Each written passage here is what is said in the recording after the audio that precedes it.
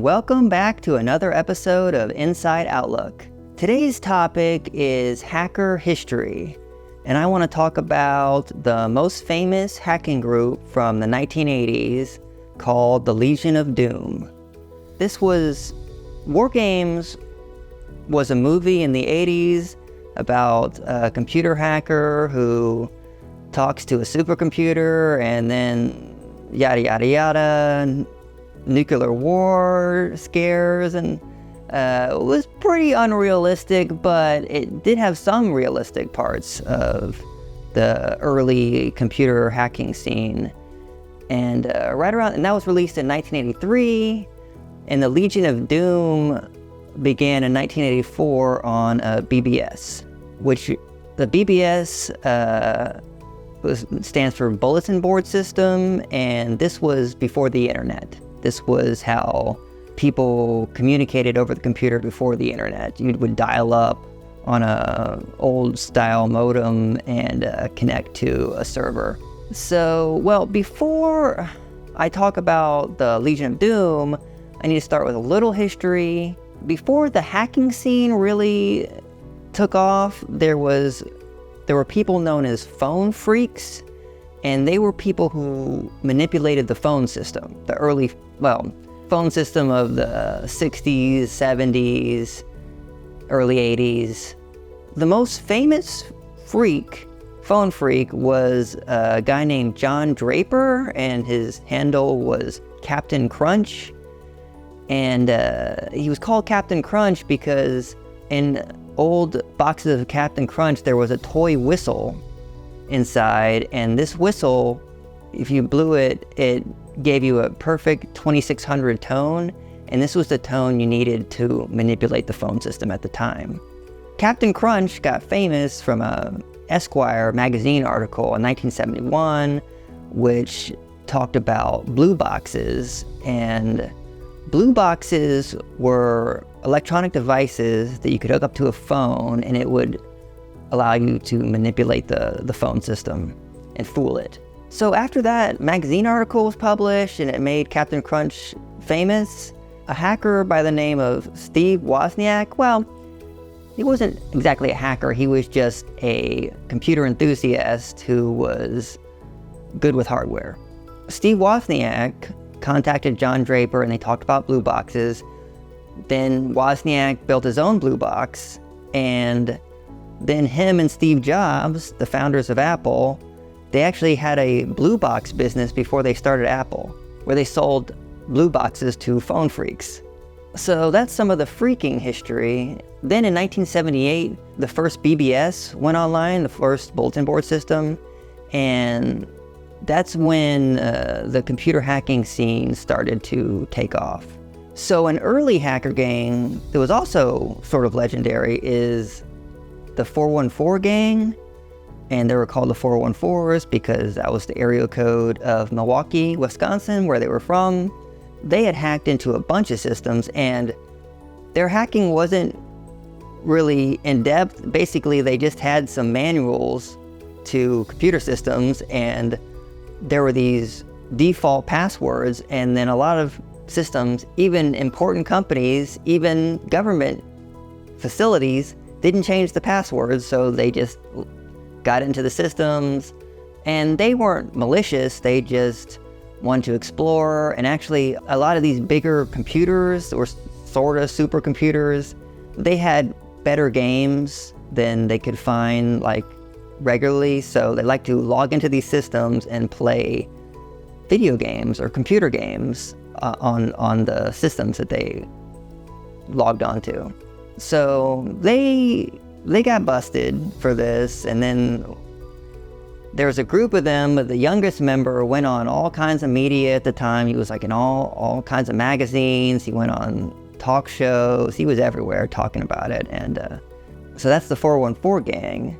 I'm not a hacker. I'm just a fan of hacker history, and I like learning about what went on, but I'm not involved. My first internet experience was AOL, America Online, in 1995, when you still had to pay for it by the hour. And of course, like everyone has a story of them first getting online and getting addicted and then running up a huge bill and then getting in trouble with your parents. That happened to me too. And I got banned from America Online for a little while. And America Online, it wasn't even a BBS, it was just an early internet gateway. And it was also known as the least cool way to access the internet. But I liked it. I didn't know anything else. And, I would go in chat rooms. I liked to go in philosophy chat and pretend to be an adult. It was cool. You were anonymous. You could just, explore and learn and not have to worry about feeling insecure, really. So it was really interesting. And then there were these things called wares rooms, which were like pirated software rooms, and they were really popular. And I would go in there just to look around, not do anything, of course, but just exploring. So also, I would go to like the video game hangouts, Nintendo Power Source, stuff like that. And so that's my early internet history. Very far from the hacking scene. Yeah, very far. I mean, I would read issues of Phreaking magazine, but they were like old issues from like the 80s, and this was like 95 when I was on the internet first. So anyway, yeah, like I said, I'm not involved. I'm just, I just like the history of it. So back to Legion of Doom. So it was started in 1984. It was a BBS. It was started by Lex Luthor, of course, a hacker named Lex Luthor, who was a teenager at the time. He wanted to start a BBS where there was invite only and where only skilled hacker, phreaker type people were going to be invited. After a while, it became like known as the best hacking group. And it was sort of got well known because there was this electronic magazine called Phreak. It would have some of the exploits of Legion of Doom in there, and there'd be interviews of Legion of Doom, and so it sort of got well known through that, and just underground BBSs. Moving along, one of the members of Legion of Doom named Prophet, he hacked into a phone company, and he just wanted some proof that he was there. So as a trophy, he took this memo. So that started a snowball effect. And so then this hacker script kiddie guy named Fry Guy, he wasn't in the Legion of Doom, but he knew some of them, and he talked to some of the members. And he got busted for credit card fraud, which most of Legion of Doom were not in anything actually criminal like that, trying to make money. They were just doing computer intrusion just for fun. But Fry Guy was actually ripped off Western Union for some money, and he got busted, and he just immediately fingered the Legion of Doom and said that they were behind everything and you should go bust them, and he'll like testify and all this stuff, just to get himself out of trouble. Then 3 Legion of Doom members that were in Atlanta, Leftist, Necron 99, and Prophet, were busted. Then soon after that, a hacker named Terminus, who was loosely connected to the Legion of Doom, he was busted for writing an article in Phreaking magazine about Trojan horses and posting some AT&T source code. And he was accused of being the leader of Legion of Doom. Basically, Legion of Doom was starting to become known to law enforcement, the name, and law enforcement at the time didn't know anything about computers really, and they just were like, Legion of Doom, they must be behind everything. There's some hacker super group. So later on, at the end of the 80s, Lex Luthor and some of the early members weren't as involved anymore. And a hacker by the name of Eric Bloodaxe, he started to become the unofficial leader of the group. And he also took over editorship of Phreaking magazine. Now, he was also raided by the government, and this was a raid in Austin, and that's where Eric Bloodaxe was located. So he was raided along with a hacker by the name of the Mentor, also in Legion of Doom. The Mentor is the hacker who wrote the famous Hacker Manifesto, the one they mentioned in that movie Hackers. It's like beauty of the bod, you may be able to stop me, but you can't stop us all, like this kind of, it's a famous Hacker Manifesto. So they raided him, Eric Bloodaxe, and also they raided Steve Jackson Games. Steve Jackson Games was not involved in hacking at all. They had a loose connection that the mentor was one of their game designers, but Steve Jackson Games itself had nothing to do with hacking. The mentor just also liked game design, and these were source books like role-playing game, tabletop, dice games, sometimes cards, but mostly just books, RPG game books. So this was just something Mentor liked doing on the side besides hacking. It was separate. But part of the reason Steve Jackson Games was raided is because when the Prophet was raided in Atlanta, he was also a fan of Steve Jackson Games, and he had a lot of his hacker notes were mixed up with the RPG source books. And these were RPG, like they liked cyberpunk. This was like Dungeons and Dragons, but not medieval. It was sci-fi.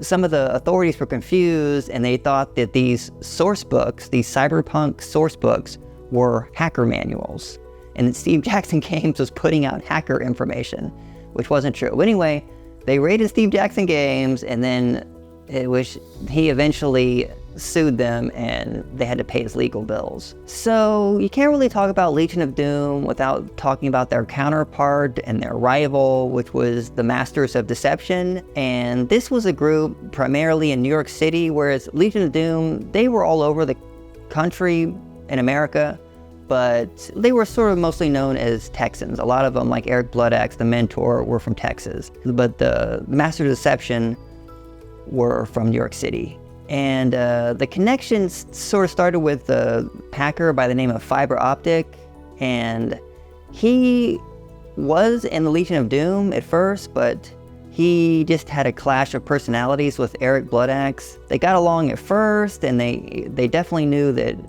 Fiber Optic had a lot of knowledge and was skilled, so that's why they let him into Legion of Doom. But Eric Bloodaxe and Fiber Optic, they just had a personality clash, where they both had big egos, and they just clashed. And so Eric Bloodaxe, it's hard to say exactly what happened because they both tell different tales, but at any rate, he got kicked out of Legion of Doom, and then him and some of his New York hacker friends started Masters of Deception. So there's been called this Great Hacker War between Legion of Doom and Masters of Deception, but that's really overblown. It really was just sort of a beef, and they just were pulling pranks on each other. So Masters of Deception, they are the group that inspired the 1995 film Hackers, because that film's based in New York, and then there's similar people, like even some of the names are similar. Like the most famous members of Masters of Deception were Fiber Optic,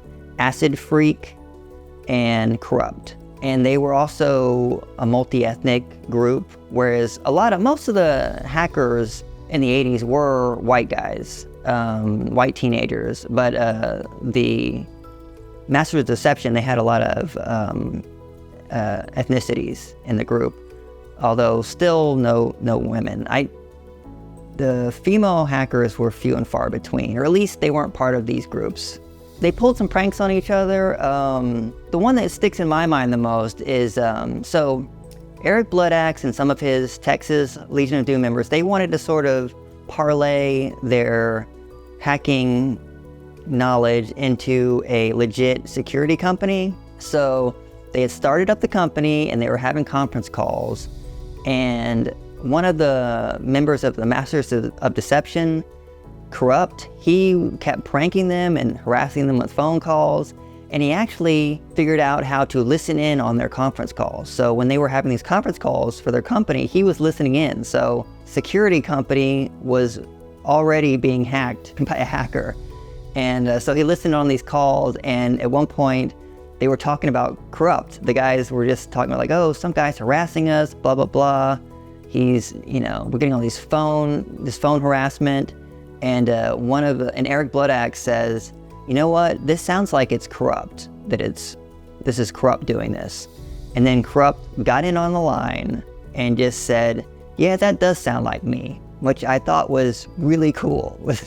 So Yeah, props to Corrupt, because that was really nice. And so yeah, of course, this infuriated Eric Bloodaxe, and he actually called the cops. He called the FBI on Corrupt and Masters of Deception, and then they got raided. And of course, Eric Bloodaxe, he got raided too. So that I got a lot of my knowledge from is this book called The Hacker Crackdown by Bruce Sterling. Bruce Sterling is a sci-fi author, specifically a cyberpunk author. But he was also a journalist, or at least his degree was in journalism, and he decided he was so interested in this hacker crackdown, or this hacker, the government going after hackers, that he decided to put aside his fiction and just write a nonfiction book about what was going on. And it's a really good book. He has an early history of the phone system, starting with Alexander Graham Bell, and it's just really interesting. And he has some stuff about the 80s phone system, technical stuff that's less interesting, but all the stuff about the Legion of Doom is really cool. I'd rate this on an A+ to F scale. I'd rate the Hacker Crackdown a B+. Some of the knowledge comes from this other book called Masters of Deception, The Gang That Ruled Cyberspace. But this book is getting more and more outdated, and I suspect it'll be more and more obscure, because it's really just a window into the lifestyle of New York City hackers in 1990. So it's interesting to me, maybe some other people, but it's not as important. So that one I'd rate a B-. So that's pretty much it. As far as the Legion of Doom members, they went on to college. A lot of them went into IT, and they were part of the .com boom of the 90s. And I'm not sure what happened to all of them, but I hope they went on to lead happy lives. It's easy for me to imagine these people in the 1980s. They're sitting at their computers, they're in their basements, they're searching for hacking knowledge, but it's all in the past, gone forever, barely a memory. Whenever I think about the past, it's not a feeling of nostalgia. It's more like a faded dream, a dead alternate universe. That's all for today's show. If you have any thoughts, disagreements, whatever, let me know in the comments. Please like and subscribe, and thank you.